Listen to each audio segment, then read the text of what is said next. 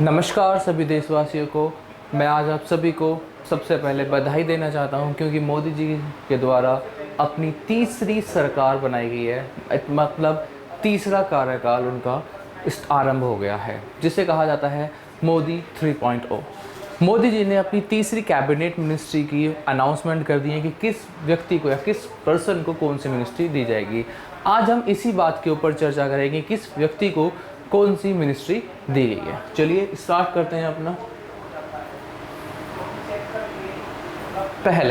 सबसे पहले देखेंगे, अगर हम बात करते हैं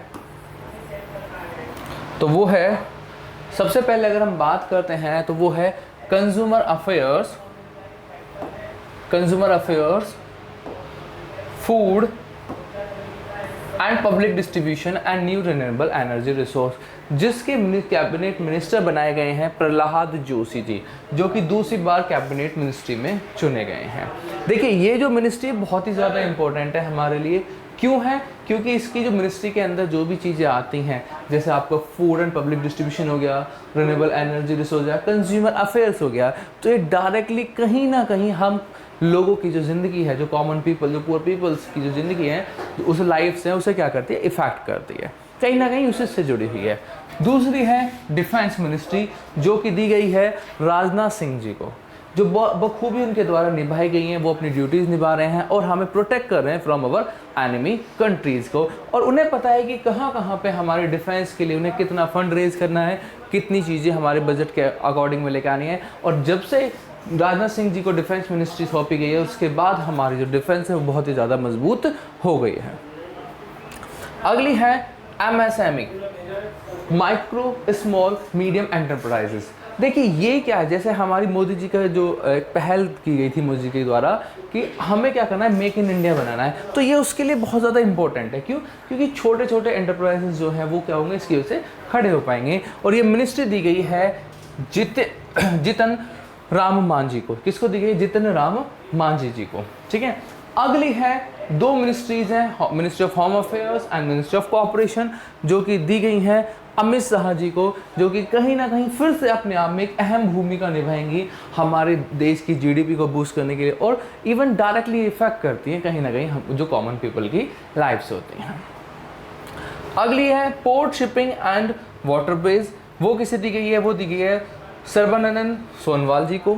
नेक्स्ट है road transport and highways, Nitin Jairam Gadkari को। बहुत ही ज़्यादा क्वालिफाइड पर्सन, जो कि किस चीज़ के लिए, road transport and highways ministry के लिए चुने गए हैं। बार बार उन्हें ही चुना जा रहा है। क्यों चुना जा रहा है? क्योंकि अगर आज आप लोग देखें तो कहीं ना कहीं हमारे पूरे भारत के ऊपर उन्होंने एक तरह का जाल सा बिछा दिया। किस चीज़ का? रोडवेज का, जो लिंक कर रहे हैं।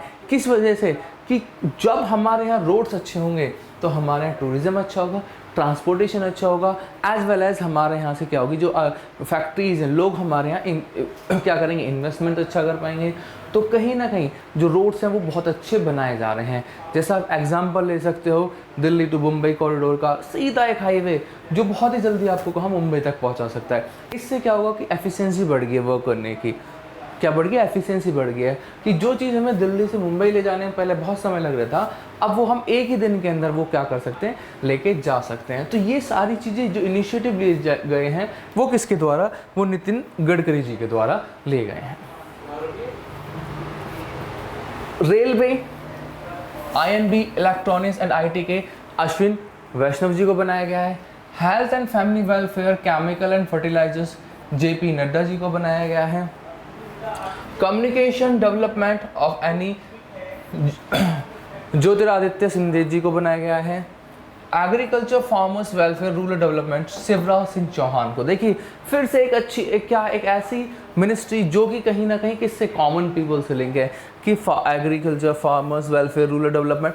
तो जो ये क्या है कि जो हमारा जो रूरल एरियाज है, जिसके ऊपर हमारी जो पॉपुलेशन है वो मोस्टली डिपेंड है, तो वो भी किसी एक अहम, एक ऐसे व्यक्ति के हाथों में दी गई है कि जो कहीं ना कहीं हमारे देश को आगे लेके जाएंगे। एक अच्छे व्यक्ति के में शिवराज सिंह चौहान जी के हाथों में दी गई है। Environment, forest and climate change, Bhupender Yadav ji को दी गई है। Finance, corporate affairs, Nirmala Sitharaman ji को दी गई है। देखिए ये मिनिस्ट्री लास्ट जो कैबिनेट मिनिस्ट्री थी मोदी जी की, उसमें भी निर्मला जी को दी गई थी, और अब भी कि जो बजट बनाने का काम है वो इनके द्वारा किया जाता है। और हम लोगों ने देखा कि इनके द्वारा जो बजट बनाए गए हैं वो इतने अच्छे बनाए गए, इतने कारगर बनाए गए हैं कि जो हमारी देश की जो GDP है, जो इकोनॉमिक डेवलपमेंट है, वो बहुत ज़्यादा रैपिडली ग्रोथ कर रहा है। अगली अगर हम देखें एक्सटर्नल अफेयर्स जी के लिए, तो एस जयशंकर जी को बनाया गया है। वुमेन चाइल्ड एंड डेवलपमेंट के लिए अन्नपूर्णा देवी जी को बनाया गया है। Power housing and urban affairs के लिए मनोहर लाल जी को बनाया गया है। पेट्रोलियम एंड नेचुरल गैस के लिए हरदीप सिंह पुरी को बनाया गया है। हैवी इंडस्ट्रीज एंड स्टील के लिए SD कुमार स्वामी को बनाया गया है।